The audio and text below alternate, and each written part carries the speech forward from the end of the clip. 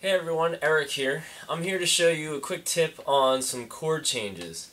Most of the students I get generally are in there as beginners, and they're looking to learn a couple new chords to be able to strum a few songs. But that process of just getting, three chords, G, C, and D, for example, down in a smooth manner can take a couple months. It's not something, even though it sounds simple, it's not something that comes very easily, especially when you're trying to play in time with the strumming pattern.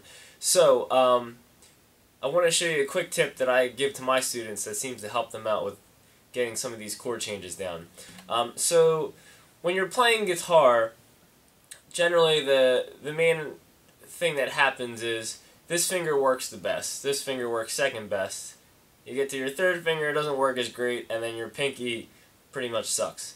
A lot of students tend to avoid using the pinky overall, which I think is a bad idea because it's there as an extra limb, so you might as well train it. But what I'm getting at with this is that when you come to chord changes, a lot of people tend to want to put this finger down first, then this finger, and then that finger, first, second, and third, which tends to make their chord changes kind of slow, which becomes a problem when you're trying to land on the first beat.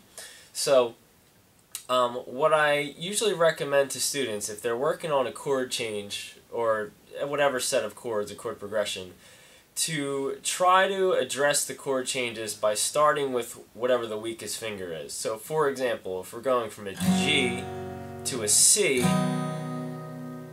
most commonly students will go G and then C.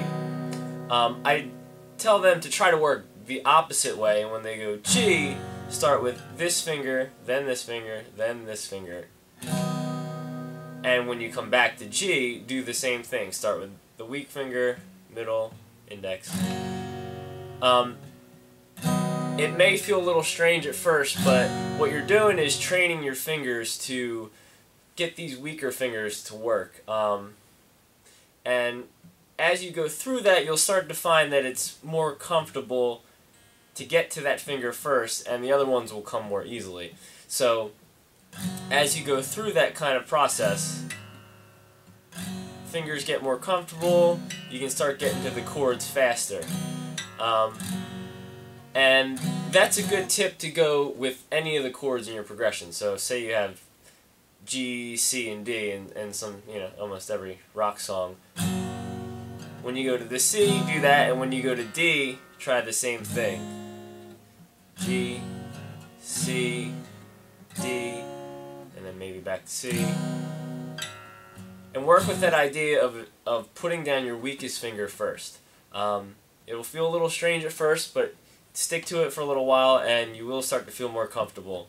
And then ultimately, the goal is once that finger is strengthened up, you'll be able to move all fingers at the same time, put them down at the same time, and really make those chord changes as tight as possible so there's little of a pause in between each chord change.